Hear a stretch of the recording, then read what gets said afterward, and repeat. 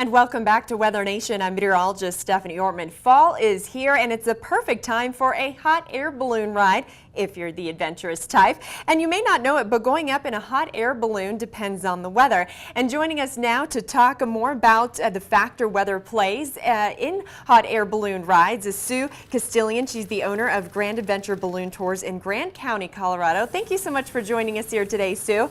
And tell us, before you even take off, what are you looking for in regards to the weather? Okay, the first thing our pilot does is he calls flight service and looks at surrounding weather stations online. Our final decision is always at the launch field, of course, where we send up a pilot information balloon to make sure that the winds are good for that morning to fly. Flights are always weather permitting, so we always tell everybody to try for their first available morning, and that way, if for some reason we do get weathered out, we can possibly look at another morning. Yeah, okay, Sue, and so weather plays a huge role in flying these balloons. Yes, it does. Yes.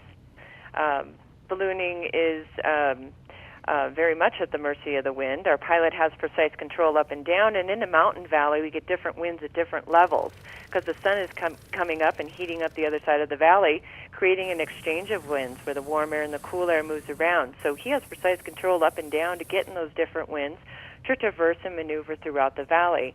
Like I said, he has precise control with that, but otherwise you are at the mercy of the wind with ballooning. And Sue, what would you consider the most ideal weather conditions for flying?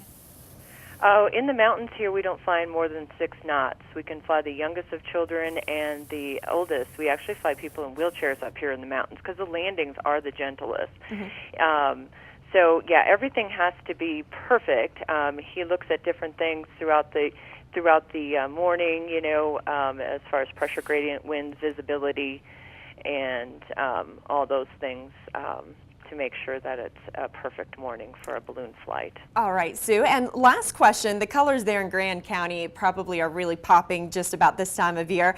And seeing the beautiful aspens from a hot air balloon is probably a new thing, a new way people can check out those fall colors.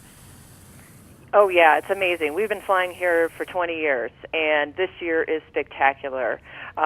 We reach altitudes. We're looking at peaks into Rocky Mountain National Park and surrounding areas, do some low, beautiful surface flying over the animals, over the treetops, sometimes touching the waters, doing a splash and dash.